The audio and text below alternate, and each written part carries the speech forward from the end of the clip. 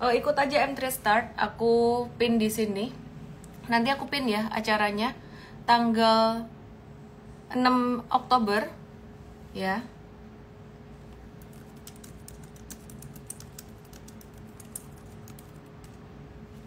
Jam 6 sore. Jam 7 sore. Hari Minggu. Oke, kita mulai ya live malam hari ini ya. Aku matiin dulu komennya, aku izin matiin dulu komennya.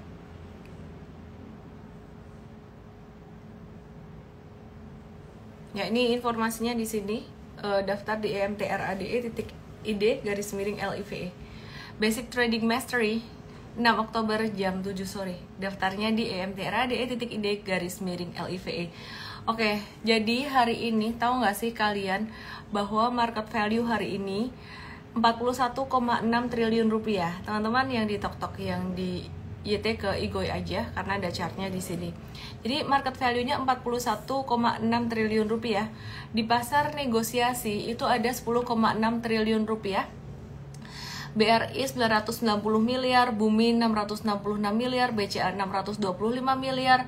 Dan di pasar negosiasi ini ada AMMN transaksinya 30 triliun rupiah. Tahu nggak? Nah, di pasar negosiasi 30 triliun ada AMMN. Ini ada apa ya dengan AMMN ya? Terus kemudian BMRI 254 miliar, SSIA 198 miliar. Terus pertanyaan hari ini banyak banget ya yang nanya, wah, ini market hari ini naik tuh sementara doang atau nanti turun lagi sih ya. Jadi semua orang bertanya-tanya. Yuk kita bahas aja ya. Dan saham-saham apa yang potensial. Saya start dari IHSG.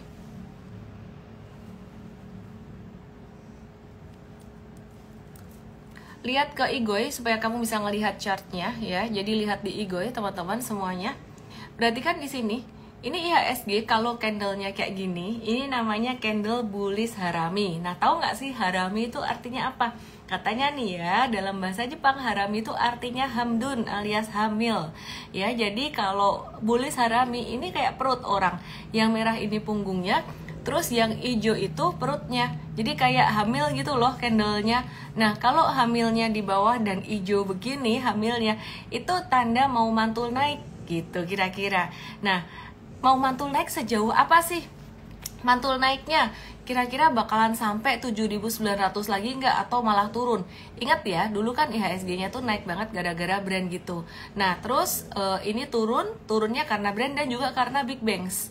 Jadi kalau kita perhatiin dia bakalan naik atau enggak, ini tergantung dua hal sebenarnya. Jadi brand, AMMN, terus saham-saham big banks. Oke, terus tadi ada yang nanya kenapa sih AMMN transaksinya begitu besar. Sebelum saya bahas saham-saham big banks ya, yang pastinya kalian penasaran, juga saham commodity, property, metals, dan banking gitu ya. Ini bagaimana dengan indeks kita ya. Nah, jadi ada evaluasi bobot IHSG. Di penghitungan IHSG ini ada evaluasi bobot. Ini yang membuat AMMN naik. Apa yang buat AMMN naik itu karena dia evaluasi bobot setelah dievaluasi itu dia naik ya, jadi sekitaran 4,01% naik jadi 5,42%. Nomor 1 tetap BCA, 2 BRI, 3 BMRI, 4 AMMN, 5 TLKM. Nah, yang naik itu AMMN dari 4,01 sampai 5,42%. Terus DSSA juga naik di angka urutan nomor 11. Terus AMRT juga di urutan nomor 13 dia naik, selebihnya tetap dan ada yang turun untuk pembobotannya gitu ya. Jadi selebihnya malah banyak yang turun sih untuk evaluasi bobotnya penghitungan di IHSG. Dan ini juga yang membuat AMMN itu ada transaksi tadi sekitaran 30 triliun rupiah. Nah, ternyata ya big money atau hedge fund atau big money lah ya, itu ada beberapa asset management atau fund manager yang mereka menggunakan rumus pembobotan IHSG ini atau rumus pembobotan indeks baik IHSG, MSCI dan FTSE dan juga indeks-indeks lain, dimana kalau bobotnya dalam penghitungan indeks itu besar, maka mereka juga akan beli saham itu lebih banyak ya di dalam portfolio mereka gitu loh. Jadi akan beli lebih banyak. Nah, kalau misalkan bobotnya di indeks itu kecil, mereka juga akan jual, kira-kira kayak gitu. Nah, tadi tuh yang naik di sini yang signifikan banget itu ada AMMN. Jadi tadi ada beberapa dari big money atau dari fund manager, asset management, mungkin mereka ada sedikit rebalancing portfolionya, mereka nambah AMMN. Nah, bagaimana kabarnya AMMN? Sebelumnya aku mau keluarin dulu arah ngoroknya kenceng banget. Sorry ya, ngoroknya kenceng banget karena bikin gak fokus. Oke, ya kita lihat AMMN gimana kabarnya. Kasian ya, suruh keluar, padahal nggak mau keluar, sayang sama mama. Oke, ya ini perhatikan nih AMMN, gimana kabarnya AMMN?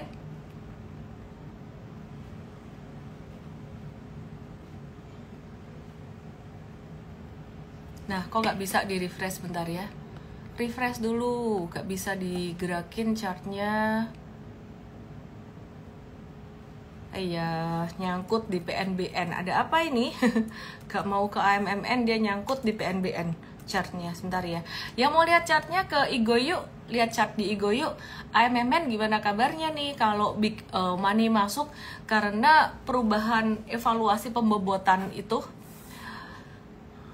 penghitungan bobotnya terhadap IHSG, dia naik sekitaran 1%-an lah ya, kurang lebih. Kita gimana nih? Nah, kalau diperhatiin AMMN ini sebenarnya lagi di area support, tapi tidak semua saham di area support itu layak untuk kita beli sih. Kalau big money mereka ya udahlah, duitnya banyak, biarin aja gitu loh. Dan mereka juga masih ada diversifikasinya saham yang lain. Kita perhatikan di sini. Ini meskipun dia di area support, tapi dia berada di downtrend besarnya. Oh, mungkin ada yang bilang kalau ada kritis dengan analisis teknikal, teman-teman yang ada di Tok yang di YT bisa ke Igoy untuk bisa melihat chartnya. Ini melihat pattern apa? Ini ngelihat pattern falling wedges. Pattern falling wedges ini jangan-jangan dia tanda naik. Biasanya kalau falling wedges kan naik. Lagi pula AMMN ini udah diskon banyak loh dari atas. Kalau ada pantulan gimana? Spekulatif banget ya. Jadi mesti jeli ngelihat chart di sini AMMN. Ini meskipun ada pantulan kecil di sini di tanggal 1 Oktober, tapi di tanggal, dan itu di pasar negosiasi ada transaksi gede 30 triliun. Ini di Jumat 20 September ada buangan gede. Ya, jadi di 20 September ini transaksinya merah gede AMMN. Terus sampai tanggal 30 September kemarin juga transaksinya masih merah gede gitu, volumenya gede. Nah, jadi besar kecilnya volume transaksi ini sebenarnya bukan ditentukan dari berapa volumenya, berapa kali transaksinya, tapi lebih diperhatikan berdasarkan historikalnya ya. Jadi berdasarkan historikalnya beberapa hari kemarin ini termasuk lumayan gede buangannya. Kesimpulannya di sini tekanan jual masih lebih besar daripada daya beli ya. Wih, tapi kan hari ini sebenarnya 30T. Kalau di pasar negosiasi harusnya gede banget. Ya, wait and see dulu aja lah. Menurut aku sih masih ada banyak saham-saham lain yang kita bisa lirik. Karena beberapa saham dari sektor komoditi, properti, metals, terus dari sektor yang lain pun juga lagi retrace gitu. Dan bahkan M-Trade udah profit taking beberapa saham yang cuannya tinggi, contohnya kayak Alam Sutra udah dapat cuan kayak berapa puluh persen gitu, sekitaran 50%-an. Dan kita lagi watch untuk sektor ini dan sektor yang lain untuk bisa ada retracement di situ. Jadi kita bisa buy on retracement. Nah, saya tahu kalian penasaran banget dengan saham-saham big banks itu gimana, tapi aku boleh ya aku bahas saham yang lain dulu selain big banks. Jadi biar pertanyaan-pertanyaan kayak gini tentang brand dan lain-lain ini biar beres dulu. Nanti big banksnya aku bahas nanti lagi, karena feel aku nanti semakin banyak yang nonton dan biar beres sekalian big banksnya. Nah, ini kalau diperhatiin brand ini ya, dia guyuran, ini jatuhnya efek dari dia nggak jadi masuk ke FTSE itu kayaknya udah berakhir gitu loh. Jadi fear-nya atau buangannya tuh udah berakhir. Jadi just wait and see dulu aja, saya masih belum interested untuk masuk ke sini. Terus kemudian aku lagi sebenarnya suka beberapa sektor aku mau bahas sektor perbankan dulu, tapi sebelumnya aku mau update beberapa hal kondisi makro ya. Jadi Ketua The Fed ya Jerome Powell itu mengatakan bahwa meskipun ada penurunan suku bunga baru-baru ini Bank Sentral Amerika bilang dia nggak akan buru-buru nurunin suku bunga lagi. Jadi nggak akan buru-buru gitu. Nah, jadi jadi kata-kata Jerome Powell ini membuat investor tuh semuanya sebenarnya kayak harap-harap cemas gitu loh. Mereka menanti sentimen positif, belum ada sentimen positif seperti yang saya ceritakan kemarin, maka nggak heran kalau investor itu dapat angin segar atau sentimen positif ke China, mereka move ke China sebentar. Tapi China libur dari tanggal 1 sampai 7 Oktober. Ini gimana? Nanti saya akan bahas. Tapi aku mau bahas dulu dari Jerome Powell. Nah, the next meeting, the Fed, FOMC itu pada tanggal 6 sampai 7 November itu yang sangat dinanti-nanti. Proyeksinya bagaimana? Proyeksi dari meeting tersebut ini kira-kira 61,2% kemungkinan the Fed akan kembali menurunkan suku bunga 25 basis point dari 4,75 sampai 5 itu jadi 4,5 sampai 4,75. Jadi kemungkinannya tahun ini bakalan bisa ada penurunan suku bunga lagi sekitaran 25 basis point. Itu kemungkinannya, probability-nya cuma sekitar 61,2% aja. Perlu digarisbawahi buat teman-teman semuanya, kalau misalkan The Fed gak jadi nurunin suku bunga di tahun 2024 ini, maka rally yang terjadi di Agustus kemarin itu adalah rally terakhir di bursa. Tapi kalau 6 Oktober atau 7 Oktober nanti The Fed ngomong bahwa oke, tahun ini kita bakalan turunin suku bunga lagi deh, kira-kira tanggal segini, atau lebih ke arah dovish tuh ke arah kayak dia mau nurunin suku bunga. Nah, itu November sampai Desember sampai penurunan suku bunganya itu bisa rally lagi. Nah, jadi pelajarannya apa? Pelajarannya gini, jadi orang beli saham itu sebenarnya bukan pas lagi rally-nya, tapi di awal rally atau pas dia ada retracement.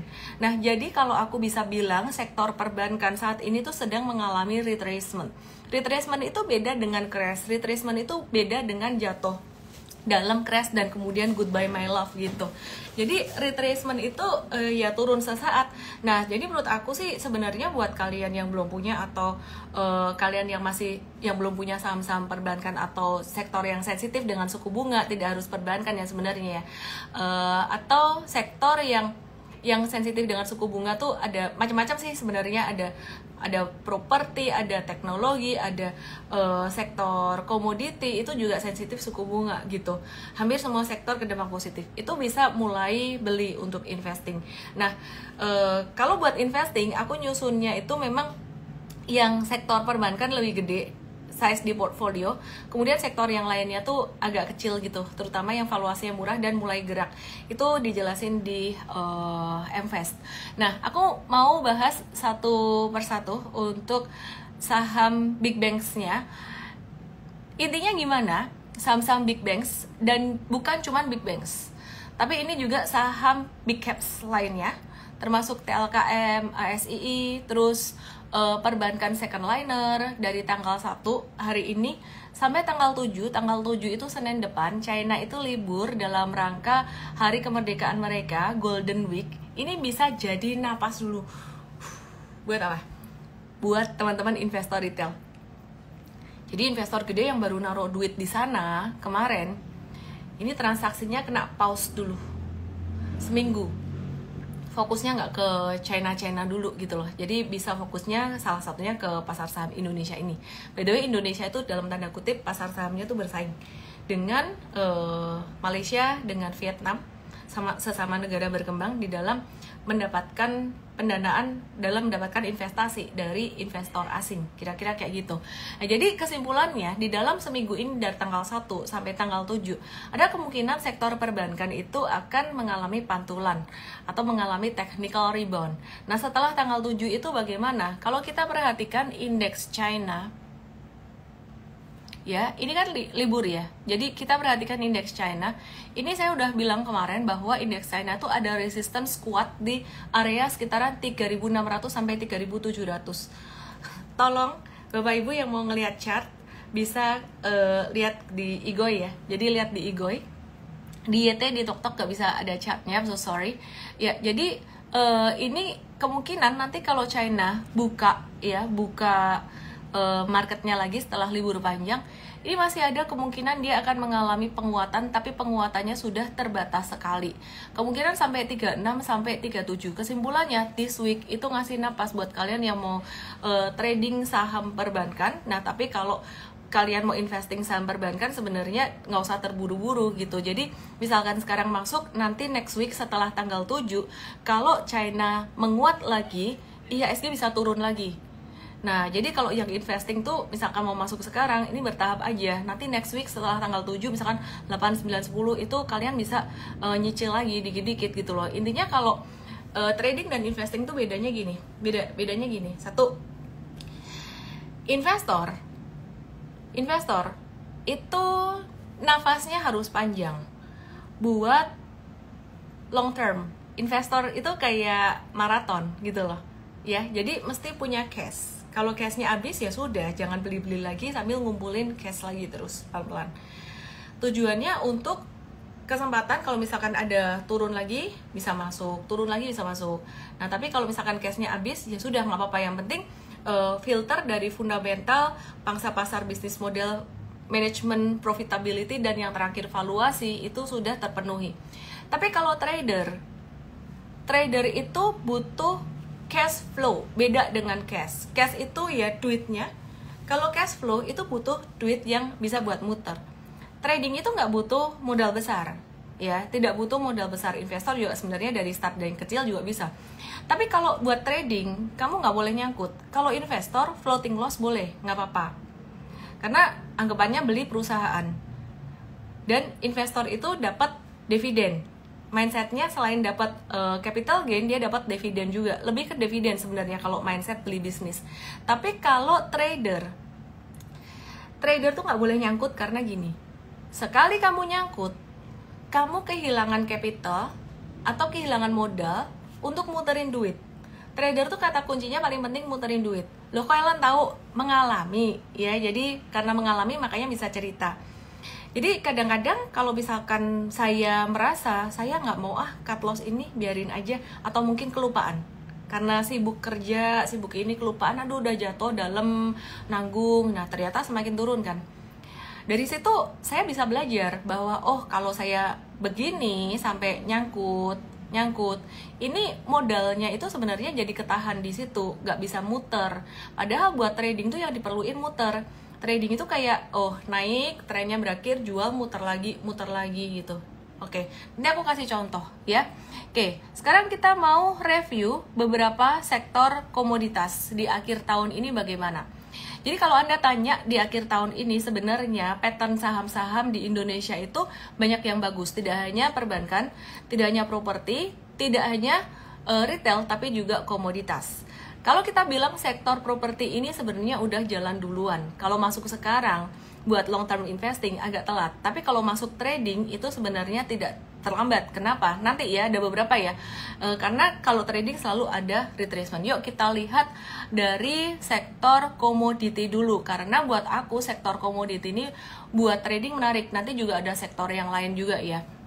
Oke, kita lihat dulu dari saham PTBA. Nah, saham PTBA lihat di Igoi saya untuk bisa melihat chartnya, karena di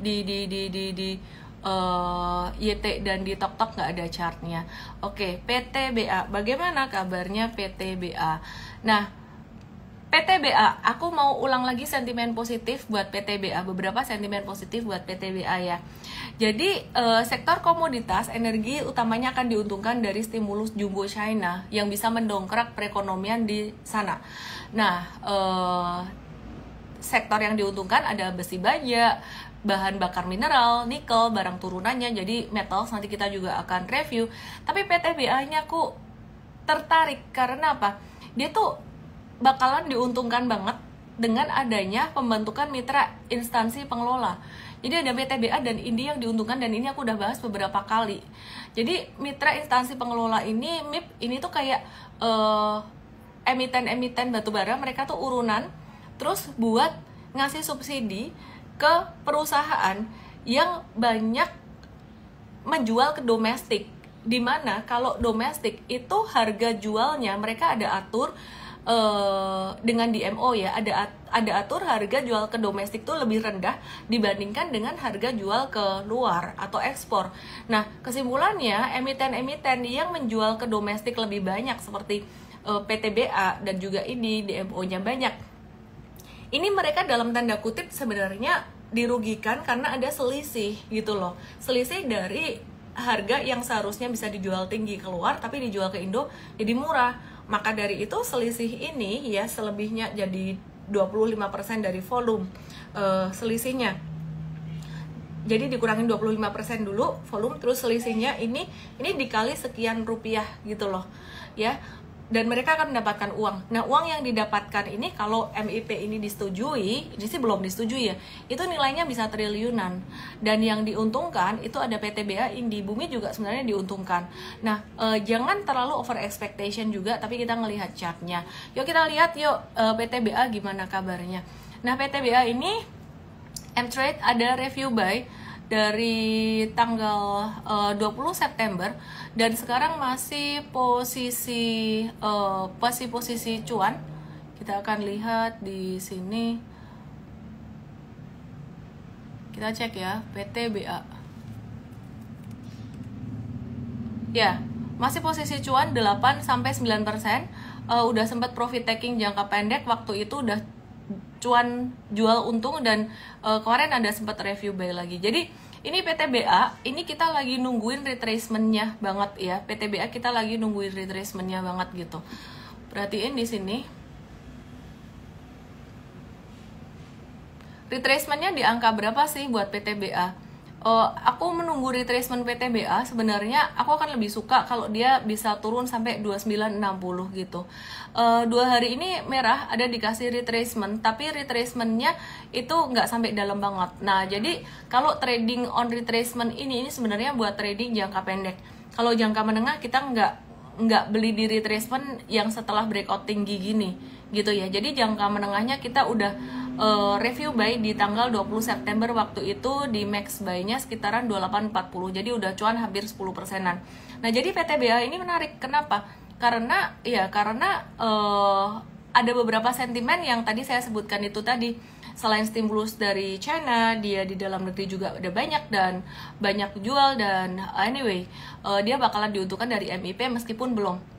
Ya teman-teman yang di TokTok, yang di YT boleh ke Igoy untuk bisa ngelihat chartnya, karena yang di YT dan di TokTok aku nggak bisa share chartnya. Nah, jadi kita lagi masih menunggu retracement untuk PTBA ini. Oke, terus kemudian Indika Energy kemarin juga turun, terus kemudian hari ini naik lagi.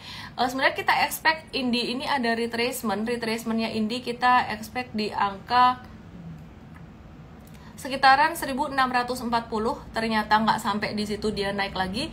Maka dari itu penting untuk punya strategi jangka pendek dan jangka menengah.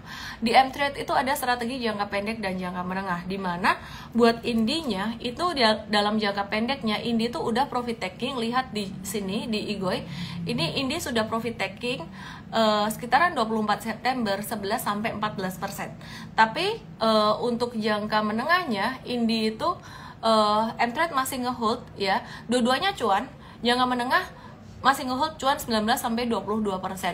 Lebih banyak cuan mana sih jangka menengah sama jangka pendek? Jangka menengah sih lebih banyak cuannya, tapi jangka pendek juga banyak cuan juga kok. Kalau kalian mau trading jangka menengah dan jangka pendek, aku saranin separuh-separuh dan ngikutin ilmu yang ada di M-Trade. Start belajarnya sebenarnya simple banget, dan ini acara ini gratis tapi terbatas ya. Kalian bisa belajar di M-Trade Start hari Minggu tanggal 6 Oktober jam 7 sore ke emtrade.id/live. Jadi ketik di browser kamu emtrade.id/live, atau kalau kamu mengalami kesulitan kamu boleh DM aku di Igoy sih sebenarnya. Tapi kalau kalian di YT dan di TokTok, aku akan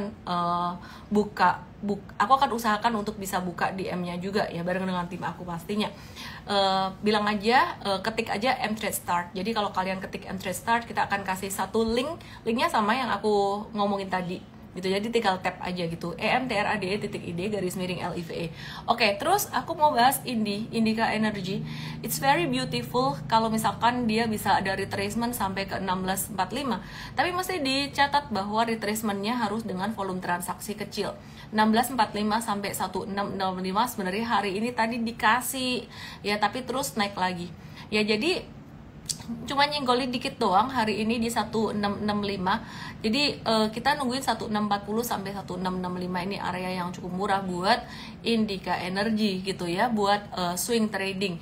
Tapi kalau jangka menengah, sekali lagi M-Trade udah review buy di tanggal 12 September dan sekarang cuannya udah 19 sampai 22%. Tanpa sadar dia memberikan cuan yang berlipat juga ya, belum berlipat sih, tapi udah 20% tuh udah bagus banget. Gimana waktu itu cara buy-nya bagaimana? Padahal kan belum breakout ya. M-Trade bukannya kalau trading breakout, kita tidak melulu trading breakout. Ini trading pantulan dari area support dan wah, tapi kan ini supportnya pas di sideways sejak tanggal 12 Agustus kan ini sideways nih, kok berani sih? Ya, ada ilmunya lah ya. Mulai start belajar di M-Trade Start 6 Oktober jam 7. Cara daftarnya ketik di browser kamu EMTRAD.id garis miring LIVE.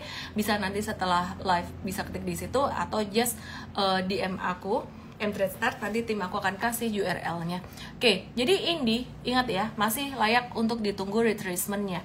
Dan aku rasa investor-investor gede ini mereka juga aware dengan sentimen ada potensi MIP tadi, dapat duit dari MIP, dan mereka menunggu itu. Teman-teman yang di YT, yang di Tok boleh ke Igo yuk biar bisa lihat chartnya. Kali ini kita akan bahas Bumi Resources TBK. Nah, sektor batubara ini hari ini pada naik semua, dan hari ini yang keren banget naiknya sekitaran 17% ini ada Bumi Resources. Ya, jadi Bumi Resources ini kita belum masuk di M-Trade karena sudah banyak banget sektor batubara yang masuk. Nah, tapi kita akan tetap watch Bumi besok transaksi besok. Ini Bumi masih bisa naik, congrats buat kalian yang ada. Dan kita ini udah ngelewatin angka 100, kita udah mau masukin ke watchlist kita gitu ya. Jadi sekali lagi kenapa M-Trade nggak review buy, karena udah banyak emiten batubaranya. Ya, jadi kita lagi menunggu lagi untuk Bumi ini untuk ada retracement-nya. Hari ini ada breakout di sini. Nah, Bumi juga akan diuntungkan dari MIP. Bumi ini kira-kira bakalan naik sampai level berapa? Ada resistance kuat di angka berapa? Resistance kuatnya saya akan gambar pakai rectangle. Kenapa pakai rectangle? Karena ini menunjukkan range area dimana di situ banyak nyangkuters. Oke. Nah, di area sekitaran 180 sampai 200. 180 sampai 200 bakalan agak tough buat Bumi kecuali BD-nya strong. Kecuali BD-nya banyak duit ya. Jadi 180, 185 lah sampai 200 di sini. Ini banyak nyangkuters terutama dari 6 September sampai nyangkutas di Desember 2022. Jadi dekat-dekat area 180 kalian mesti harus mulai udah waspada untuk bisa ngerem atau mulai profit taking 180 sampai 200. Sebenarnya very strong resistance-nya itu ada di 246. Nah, 246 sekitaran bentar ya, aku pasin dulu. 246 benar. Ini merupakan area resistance yang paling tinggi, paling kuatnya karena dia transaksi tertingginya pada tanggal 7 September 2022 ya. Jadi 7 September. Kesimpulannya dari 180 ke atas nih kamu udah mulai siap-siap profit taking untuk swing traders. Oke, jadi aku nanti mau cerita gimana caranya cuan banyak dari trading saham. Ntar aku mau cerita, tapi tunggu dulu ya. Aku kepengen bahas saham yang lainnya. Aku kepengen move ke sektor komoditi yang lainnya. Jadi menurut aku sektor batubara ini seksi banget, tapi nggak bisa kayak dihajar-hajar pas breakoutnya. Tunggu retracement. Sebelum aku lanjutkan, aku pengen lihat komen kalian ya. Bagaimana apa yang kalian pikirin tentang sektor ini? Terus pertanyaan kalian tuh apa? Oke, apakah kalian cukup paham atau kalian ada pertanyaan apa? Tulis di komen ya. Miss Bumi bulat. Yang di YT komennya kok nggak gerak ya? Kresek-kresek internetmu. Toba dan BRMS gimana? Oke, ke Igoy untuk bisa lihat chartnya ya. Hayuk, ada pertanyaan nih. Ini keluar notifikasi started following me. Oke, aku coba cek di Q&A. Pada nanya banking, MBMA, BBTN, BBRI, ASII, MBMA, Bumi udah dibahas, NCKL, Inco, Akra, MBMA, Antam, Saratoga, MAPI. Wah, banyak banget. NCKL hari ini volume tinggi. Gimana si NCKL, NCKL. Ngomong-ngomong, BlackRock masih ngeborong saham-saham batu bara. Ada Adaro, ITMG, Harum, dan Bum Bum. Aku bukan mau ngepom-pom saham-saham ini, justru aku mau kasih satu warning untuk saham-saham ini. Sorry, komen kalian tidak terbaca karena ada notifikasi started following me. Yay, banyak follower baru. Terima kasih follower baru. Salam kenal, nama saya Ellen May. Lahirnya di bulan Mei. Oke. Adaro, kita udah mulai siap-siap profit taking dalam jangka pendek. Ini chartnya ya bisa dibilang ketinggian lah ya, simply di monthly chart kelihatan ketinggian. Yang di YT ke Igoy dong, banyak banget yang di YT ke Igoy biar bisa ngelihat chartnya. Yuk, jadi perhatiin, aku susah ngejelasin di sini ya. Mungkin start kalian belajar di M-Trade Start aja, journey-nya dimulai dari situ. Daftar di emtrade.id garis miring LIVE. M-Trade Start acaranya 6 Oktober jam 7 sore. Dan ini candlenya sudah naik tinggi. Perhatikan candle dari bulan ke bulan. Juli, Agustus, September, Oktober, baru 1 hari. Semakin naik bulannya, candlenya semakin kecil. Dan garis kemiringan trend semakin vertikal, apalagi di monthly chart. Saya mengantisipasi di bulan Oktober sampai bulan November nanti ada bantingan. Jadi M-Trade masih ada Adaro dan kita berencana untuk Adaro ini cuan bungkus, udah nggak review buy lagi. Jadi di M-Trade tuh sebenarnya enak ya. Kalian nanya masih boleh beli, nih loh dibaca, di tab di sini toh ya aja, masih boleh beli? Tidak. Kenapa? Buka menu analisis, dipencet di sini. Nih M-Trade, lihat di sini ya. Oh, ada analisisnya. Bagaimana cara bergabung dengan M-Trade? Bagaimana dapat diskon atau promotion di M-Trade? Udah belajar dulu lah yang basic di M-Trade Start 6 Oktober jam 7 sore. Daftarnya di emtrade.id garis miring LIVE. Kesimpulannya, Adaro ketinggian meskipun BlackRock beli-beli terus. Kemudian ITMG bagaimana kabarnya setelah bagi dividen dia turun, mantul, retrace, belum naik lagi. Boleh sih kalau mau di watch ITMG-nya. Kenapa? Karena Indi dan PTBA udah naik, Bum Bum juga udah naik, ITMG belum naik. Tapi bedanya apa sih ITMG, PTBA, Indi dan Bum Bum atau Bumi? Ya mereka sekali lagi sentimen MIP yang aku share ke kalian tadi itu impactnya lumayan gede ya. Kalau misalkan nggak jadi MIP-nya gimana? Bisa turun dong? Bisa. Itu kok ke Bumi lagi sih. Mari kita ke Harum. Harum ada batu baranya, Harum ada nikelnya juga. Nah dari Harum ini ada yang menarik sebenarnya. Harum ini susah banget dia ngejebolin area resistance 1450 yang di tok-tok yang di YT. Boleh ke Igoy untuk bisa melihat chart Harum. Dia di 1450 ini haduhai susah banget dijebolnya. Dia di ini sempat dulu ini juga nih di Mei 2024, terus jebol balik lagi, breakdown lagi. Terus Mei 2024 ada 3-4 kali dia mau jebol nggak bisa. Terus Juni 2024, terus Agustus 2 kali mau jebolin nggak bisa. Terus September sekali. Jadi total tuh ada 7 atau 8 kali ya dia mau dijebolin nggak bisa. Dan kali ini si Harum Energy ini lagi nguji lagi 1450. Bisa naik gak sih dari area ini? Kalau aku ngelihat kali ini chance atau kemungkinan buat breakout-nya lebih besar. Kenapa? Karena kalau kita melihat secara psikologi market di sini ya, ini di bawah tanggal 12 Agustus ini tuh ada akumulasi gede di sini, big money masuk di sini gede. Jadi slow but sure si Harum ini dia, sebentar, ini kalau di super trader ada namanya, slow but sure dia mantul kayak gini. This is very beautiful pattern. Disclaimer on, saya tidak lagi ngepom-pom Harum. Low-nya makin sempit, dia makin naik. Ya, potensi breakout-nya lumayan gede. Tetap ada resiko di market ya. Buat yang belum belajar, jangan asal beli aja. Oke, jadi kalian gimana dengan sektor batubara ini? Udah nangkap? Tulis di komen. Aku mau move ke sektor perbankan, tapi perbankannya bukan perbankan yang for big banks. Perlu nggak sih for big banks aku bahas dikit kali ya? For big banks ntar aku bahas, tapi aku justru mau bahasnya dari yang bukan yang for big banks dulu. Aku mau bahasnya dari perbankan syariah yang terbesar yang listed di bursa. Sore tadi antri Harum tapi belum dapat.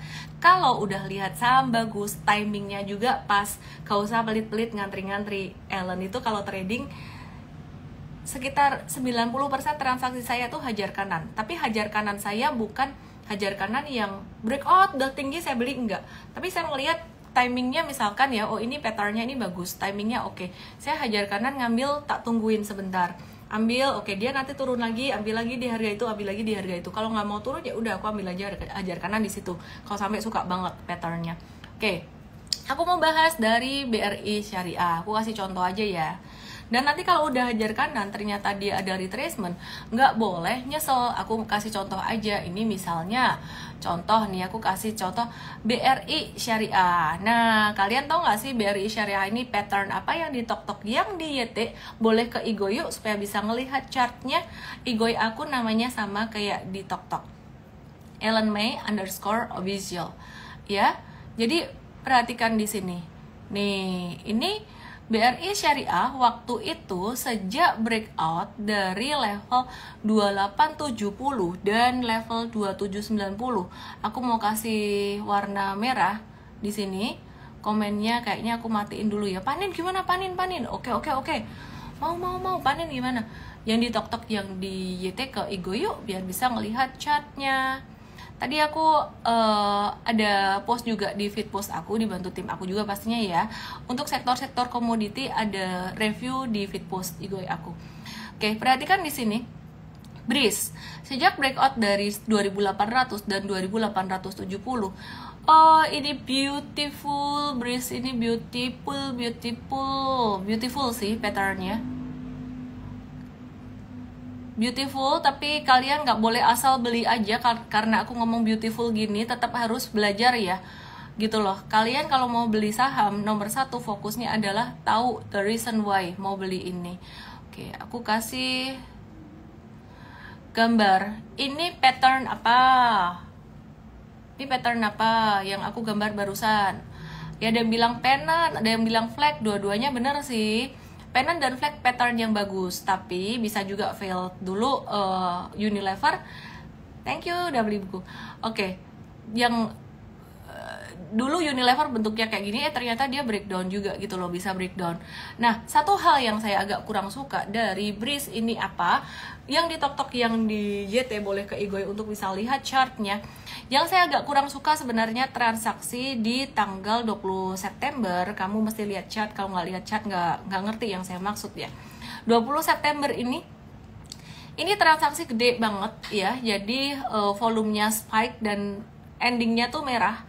Jadi dia dibuka di harga opening 3190, sempat naik hijau kenceng, wah euforia.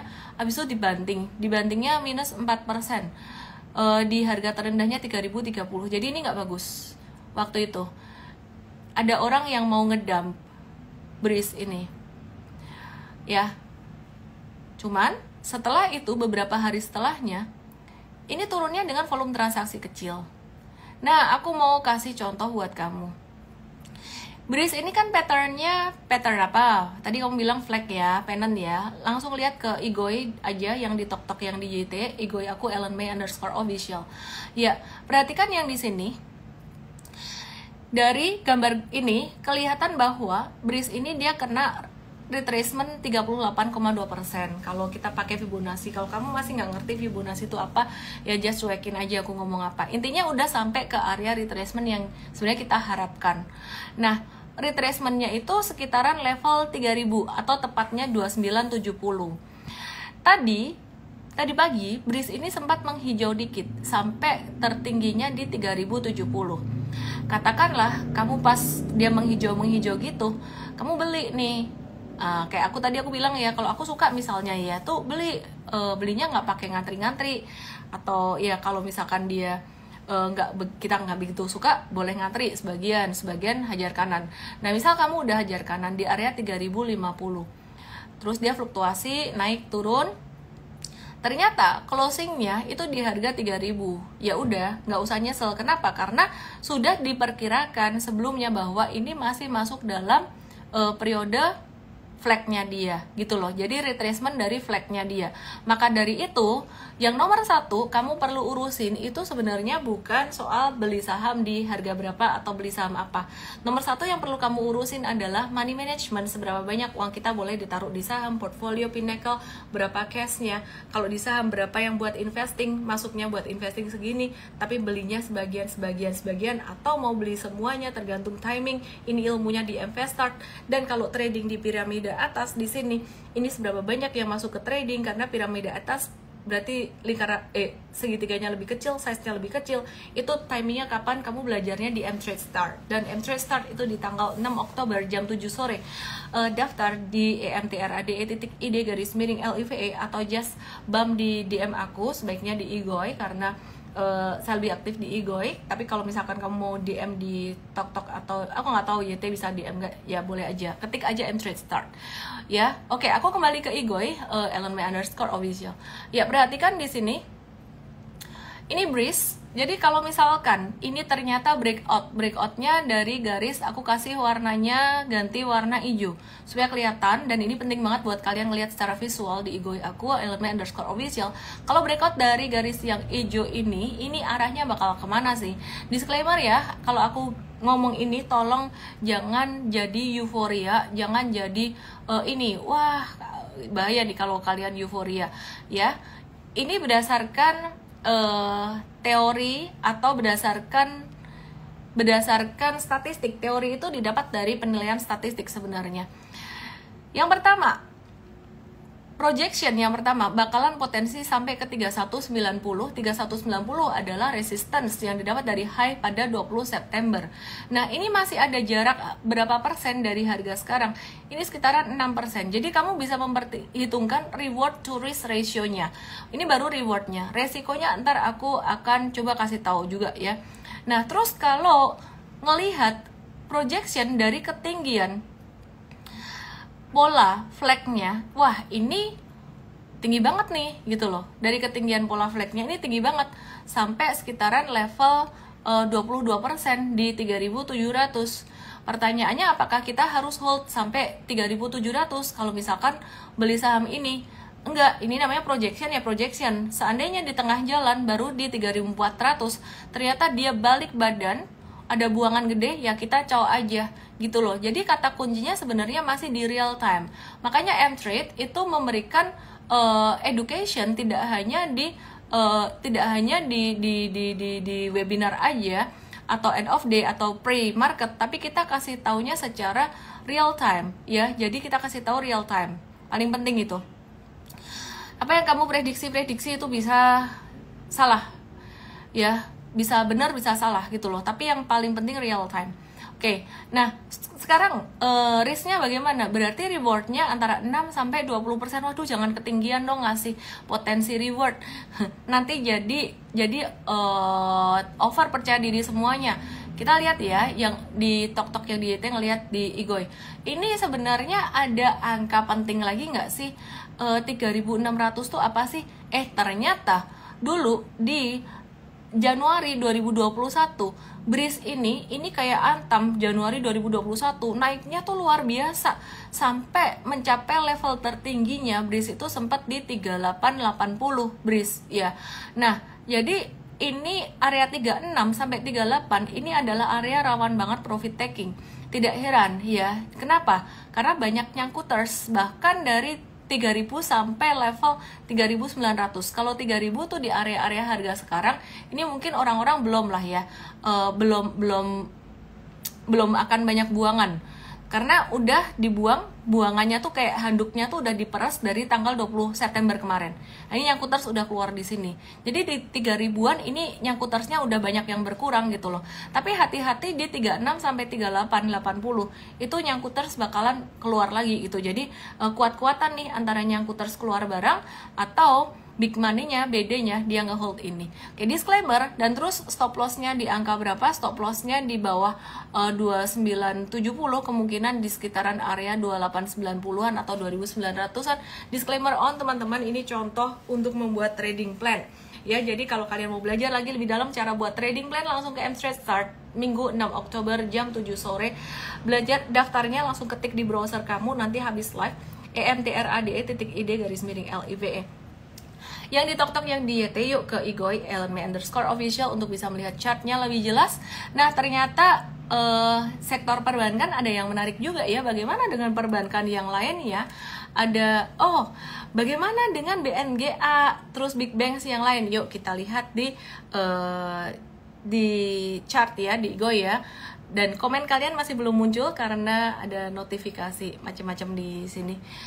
Agak slow. Oke. Mari kita lihat bagaimana dengan BNGA. Justru aku buka dari yang bukan for big banks dulu. Kenapa?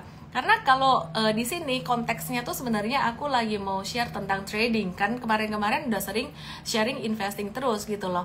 Nah, ini BNGA ini lagi koreksi lagi di area support di sini. Ini 1870. Kemarin buangannya kan gede ya. Ini duit pindah ke China sih. Nah, tapi China libur. Ini gimana impactnya? Bisa naik tapi naiknya nggak bakalan sampai ke 2000 lah ya. Ini naiknya pantulannya dalam jangka pendek BNGA kemungkinan bisa sampai sekitaran 1930 sampai 1940-an. Jadi sebenarnya kalau dari harga sekarang itu nggak terlalu tinggi. Nah, dari pattern itu aku melihat patternnya BRIS tadi masih lebih menarik. Kenapa? Karena buangannya cuma satu hari doang di tanggal 20 kalau nggak salah tadi 20 September itu doang. Beda dengan nih BNGA di 25 dan 30 September. Nah, kalau BRIS tadi aku lihat kemungkinan buangannya tuh lebih karena nyangkuters. Kenapa? Karena di sini pas banget kena resistersnya 32 ini dulu area-area banyak orang nyangkut di sini terus harganya turun ya. Terus di 20 September. Nah, kalau BNGA ini duit investor banyak yang kemungkinan pindah ke China. Kenapa? Karena tanggal 24 September tuh pengumuman stimulus China gitu loh. Jadi 25 mereka pindah duit ke sana. Ya, ini saya rasa pindah duitnya ke sana kayaknya udah cukup mungkin ya. Kenapa? Karena indeks China udah naik tinggi. Mereka kan maunya beli murah. Nah, sekarang gantian yang di Indo udah murah, dalam jangka pendek ada potensi untuk mantul. Disclaimer on buat BNGA-nya stop loss sekitaran area 1845 dan itu sangat penting sekali karena tanpa stop loss duitmu malah gak bisa muter ya, nanti nyangkut jadi gak bisa muter. NISP biasa aja. BBRI ini lagi di supportnya sekitaran 495 di sekitaran 5.000 ya, ini mendekati fair value di 46. It's normal aja sih, BRI nggak gerakannya nggak gimana-gimana. Ini buat investing. Nanti this week ada kemungkinan pantulan sampai level, aku coba gambar pakai brush bentar ya. This week sampai tanggal 7 itu ada kemungkinan mantul sampai level 5275. Habis itu tanggal 8 ya, itu ada kemungkinan akan turun lagi sampai level 5000. And this is very normal. Nggak usah takut. Investor bakalan balik ke Indo nggak? Investor masih tertarik ke Indo kok ya. Jadi banyak emiten-emiten Indo ini sebagai negara berkembang, apalagi kalau kita lihat nanti di era Pak Prabowo kepemimpinan presiden baru, APBN-nya udah dibentuk. Jadi faktor ketidakpastian itu tidak banyak gitu loh. Jadi APBN udah ada dan mereka ada pre-funding buat dapetin duit duluan dalam bentuk ya mungkin bonds gitu ya. Jadi anyway, nggak usah terlalu khawatir, investor masih akan masuk ya. Terus kemudian BCA ini normal aja, bakalan naik lagi sampai 10.8. Terus abis itu koreksinya kalau dikasih ke sampai 10.150, waduh itu angka bagus. Tapi kemungkinannya kecil. Nah kemudian BMRI ya, BMRI, menurut aku BMRI itu masih ketinggian banget dan yang paling ketinggian di antara yang lain meskipun dia sudah terkoreksi. Karena aku melihat chart BMRI sudah naik 300% dari masa pandemi kemarin, bottom pandemi. Kalau kalian tahu, aku udah ulang berkali-kali, ada yang komplain kok bottom pandemi terus di bottom pandemi lagi crash membentuk low gede banget gitu loh. Jadi itu jadi benchmark aku untuk mengukur high-nya kapan. Kan nggak fair masa ngukurnya jadi dari bottom 2013 mungkin kejauhan gitu loh. Nah ini udah di level di puncaknya, sekarang pun masih di puncak meskipun udah dari retracement BMRI. Jadi kalau kalian nanya, misalnya sentimen sama BMRI kagak, saya nggak sentimen, dia bagus, emiten bagus, just the timing ini mahal gitu loh. Jadi bakalan bisa ada normal correction kalau dikasih sampai ke 6175, itu namanya normalisasi gitu loh, normalized. Harganya harusnya ya paling nggak ada retracementnya dulu. Dan mungkin kalian bilang BBRI jelek kali fundamentalnya. Dalam jangka pendek ini BBRI memang agak-agak terkontraksi ya, tapi sekali lagi ya aku cuma mau bilang month on month dari Juli ke Agustus itu BBRI itu satu-satunya yang labanya naik loh di big banks ini. Dan ini bukan mengecilkan BBCA, BMRI, bahwa mereka tuh sebenarnya juga masih bagus. Just the valuation is too high gitu. Kalau BCA, DCA bisa. BMRI, aku DCA pun aku nggak mau. Long term investing aku ngelihat valuasi. Jadi di Mfest dijelasinnya. Nah, tadi untuk yang trading aku udah share ya, beberapa saham perbankan itu ada yang menarik untuk trading. Nah selebihnya bagaimana dengan BBTN dan kawan-kawannya? Kayaknya kalau aku bahas semuanya malam hari ini, aku nggak akan sempat ngebahas sektor yang lain deh. Padahal malam hari ini tuh aku lagi demen banget ya, aku ngeliatin sektor yang lain tuh ada yang menarik gitu loh. Jadi selain jadi kalian hoki banget nih malam hari ini lumayan lengkap gitu ya live-nya. Saya tiap hari hoki lah, tapi kemarin bahas investing, sekarang bahas trading. Yang di TokTok, yang di YT, langsung aja ke Igoy aku @ellenmei_official. Jadi di situ kamu bisa lihat chartnya ya. Dan aku mau share saham dari sektor metals. Sektor metals bukan baru hari ini bangun, kemarin pun sudah bangun. Tapi sektor metals ini masih potensi main. Nah kalau untuk sektor properti gimana? Properti aduh udah lewat kalau baru sekarang ngomongin properti. Sektor properti itu udah main dari Juni, Juli kemarin, Agustus juga udah main. Mtrade udah profit taking kemana-mana untuk sektor propertinya. Dan sekarang kita sedang menunggu retracement aja. Nah jadi mau properti dulu atau mau metals dulu nih? Aku ke properti dulu deh supaya bisa di run through cepat gitu. Nah ini P1 Mtrade ini masih ngehold, masih ngehold. Nah perhatiin, yang aku bilang tadi, aduh kalau baru sekarang ngomong sektor properti, telat say. Ini P1, ini Mtrade udah cuan 35-38% ya. Jadi 35-38%. By the way mereka kayaknya lagi mau ada hajatan nikahan nih enaknya nih di Surabaya besok. Kita lihat ya. Seberapa rame ya sahamnya. Ngapain ngurusin nikahan orang. Seberapa rame sahamnya. Nah ini udah naik 38%. Mtrade tuh udah masuknya dari 8 Juli kemarin, jauh sebelum Jerome Powell bilang mau nurunin suku bunga di bulan Agustus ya. Jadi ini jauh banget. Makanya kalau mau tahu gimana caranya, ini belajar di Mtrade Start. Join Mtrade aja di 6 Oktober jam 7 sore. Daftarnya di emtrade.id_live. Kalian langsung aja ke Igoy aku saat ini untuk bisa melihat chart Pakuan di sini.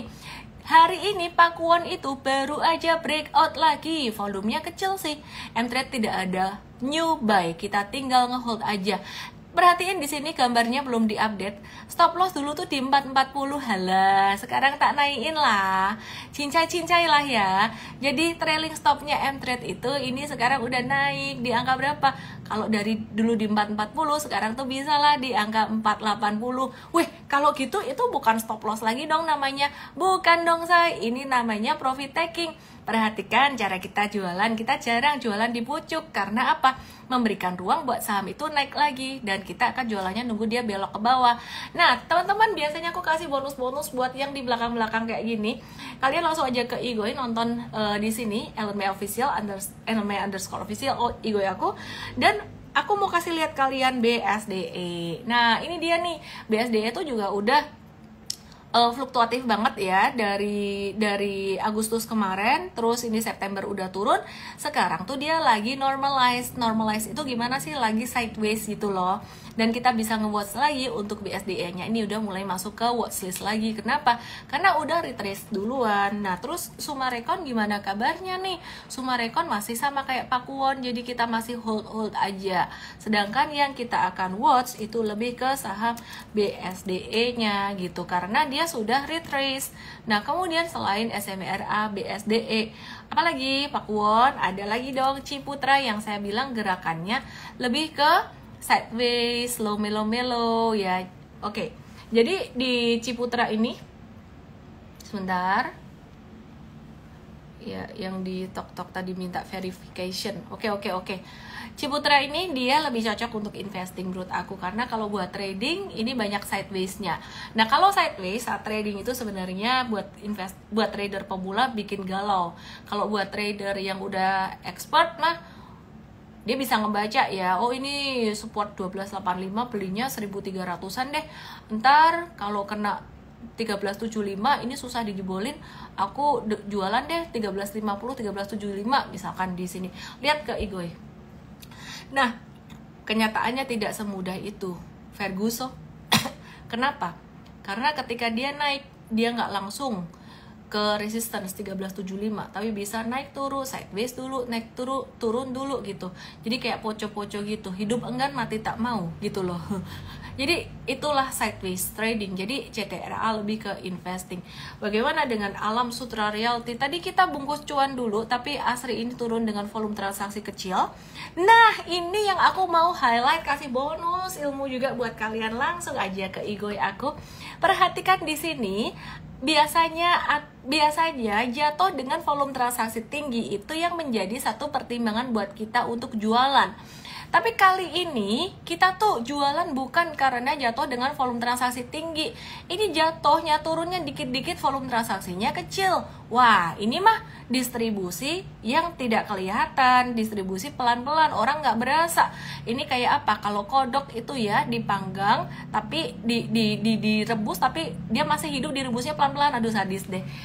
Akhirnya dari hangat dulu nggak berasa dia gitu loh. Tahu-tahu dut aja gitu loh.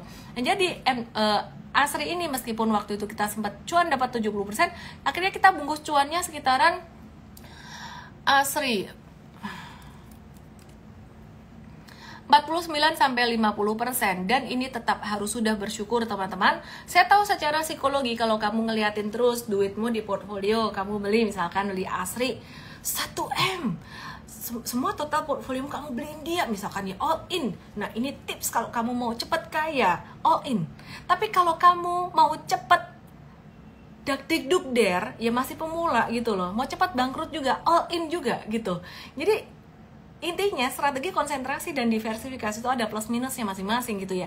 Nah, ulang lagi, kalau yang all in di Asri misalkan dia punya duit 1M, masukin ke saham 1M semua gitu. Terus kebetulan di Asri, wih, dapat cuan banyak setiap hari, jantungan terus, naik turun, udah dapat cuannya 750 juta. Waduh, enak banget ya, gampang banget cari duit di saham. Abis itu turun jadi kopek Tio doang. Perasaanmu bagaimana? Pasti ada keselnya. Tapi kalau kamu jadi trader, kamu harus terbiasa kayak gitu. Aku kasih contoh, aku trading waktu itu. Buat contoh, aku mengalamin dong di PTPP, kan saya udah cerita ya. Ini aku lagi jalan-jalan di Bangkok. Wih, langsung sehari tuh boom, naik berapa persen. Wah, banyak lah pokoknya 10%an ada lebih. Terus habis itu turun. Nah, ekspektasinya kan, wah ini gak apa-apa nih, turun volume kecil nih, breakout lagi nanti. Gak breakout, turun deh dia, jadi sideways gitu loh. Terus kemudian jualan lah dengan masih cuan, tapi cuannya tidak setinggi sebelumnya. Oke, ada yang nanya, Asri saya kejebak, cemana dong? Oke, say, sebentar ya. Sebentar ya, aku mau kasih lihat kalian dulu. Asri, kalau di M-Trade ini saya nggak tahu ya kamu belinya di berapa.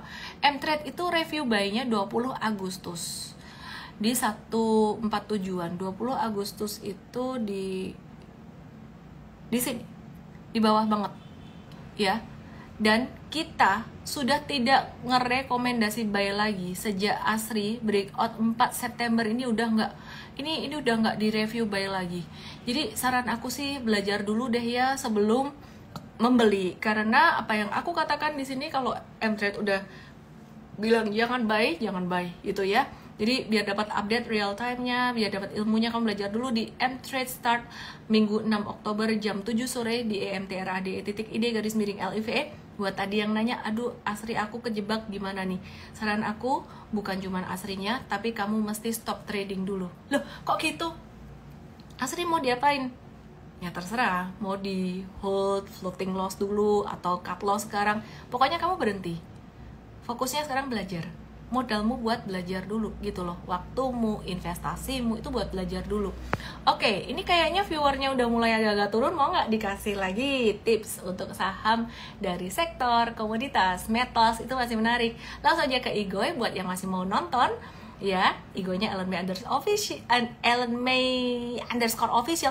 PTPP rugi gara-gara mango sticky rice. Nggak rugi sih, masih cuan. Cuman cuannya nggak banyak. Bukan mango sticky rice sih, gara-gara belanja, ibu-ibu belanja. Tapi waktu itu saya lihat. Cuman memang dengan penuh kesadaran, tidak profit taking di atas, karena ngelihat chartnya ya ini mau buat jangka menengah bisa naik lagi waktu itu, kira-kira gitu. Oke, waduh banyak saham yang menarik. Selebihnya kita akan bahas selengkapnya di morning briefing besok. Di morning briefing itu kita masih akan ingetin saham apa aja yang bagus, yang potensial. Cantiknya Inco, jangan dibeli. Tunggu retracementnya. Inco ya, makanya investasi belajar dulu bersama M-Trade. Ya, hari Minggu 6 Oktober jam 7 sore. Sampai mau ngetik M-Trade, ya ampun. Inco kita udah cuan 12-14%. Tunggu retracementnya. Dan tidak semua saham harus kamu punya. Kebetulan saya nggak punya Inco juga kok, say. Ya, tapi saya lagi watch. Kenapa saya nggak punya Inco? Duitnya lagi muter di saham lain. Dan aku udah profit taking sih. Yang rajin ngikutin morning briefing pasti tahu ya sama apa. Ini Inco masih ada arah dia mau naik lagi. Jadi kalau saya taruhin Fibonacci di sini agak-agak kurang fair sebenarnya. Harusnya nunggu dia bentuk high atau belokan ke bawah dulu. Dan intinya Fibonacci-nya nih masih akan kita update kalau besok dia naik lagi. Retracement probably sekitaran area 4040. Sebenarnya retracement itu kita tidak melulu melihat harganya, tapi justru melihat pattern-nya. Kamu boleh gak hafal harga sahamnya, tapi kalau kamu hafal pattern, kamu bisa trading, kamu bisa baca gambarnya, kamu bisa trading. Oke ya. Terus jadi gimana nih kalau nggak bisa di Inco, di Harum gimana ya? Harum sih tadi M-Trade baru review buy lagi untuk yang jangka pendek. Wah, udah banyak banget nih di spill nih macam-macam ya. Tapi sekali lagi teman-teman, Adi PTPP itu juga construction kita lagi watch juga. Sekali lagi teman-teman, apa yang saya katakan di sini semuanya kamu jangan beli kalau kamu belum belajar ilmunya. M-Traders itu kita encourage banget untuk menyelesaikan e-course di M-Trade Academy dulu, baru kemudian melihat live stock pick kita gitu. Kalau kamu mau mulai pelajaran kamu menjadi seorang trader, rajin belajar ya, start dari M-Trade Start tanggal 6 Oktober jam 7 sore di EMTRAD.ID_LIVE belajarnya. Dan itu kita akan share ilmu trading ala M-Trade, ala super trader. Saya Ellen May, salam profit. Dan saya dapat titipan info dari tim HR saya. Langsung aja DM saya mungkin, atau bisa juga ke, saya coba cek dulu grup HR-nya, M-Trade.id Pak tadi ya URL-nya ya. Recruiter. Nomor 1 yang aku mau umumin recruiternya dulu deh. M-Trade.id recruiter. Kita sedang mencari recruiter berpengalaman di industri education teknologi dan juga fintech ya, di financial technology. Jadi kalau ada di sini recruiter atau siapapun yang ini pengalaman, boleh daftar di m3.id _recruiter. Atau ada lagi yang dicari growth manager daftarnya di m3.id _growth GROWTH. Maaf ya, aku udah profit taking, udah cuan, udah muter ke saham lain, tapi rahasia sahamnya apa?